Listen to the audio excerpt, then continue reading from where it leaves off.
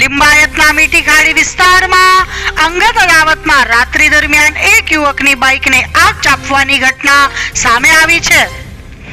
આ ઘટનાના CCTV footage સામે આવ્યા છે અને પોલીસે સીસીટીવી ફૂટેજના આધારે તપાસ હાથ ધરી છે.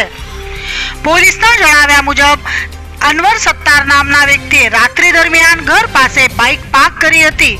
ત્યારે રાત્રિ દરમિયાન એક યુવકે બાઇકને આગના હવાલે કરી દીધી હતી. જ્યારે સીસીટીવી ફૂટેજ તપાસમાં આવ્યા તો બાઇક સળગાવતો યુવક સમીર શેખ હોવાની શંકા બાઇક માલિક દ્વારા વ્યક્ત કરવામાં આવી છે. ત્યારે લિંબાયત પોલીસ દ્વારા આ અંગે વધુ તપાસ હાથ ધરવામાં આવી છે.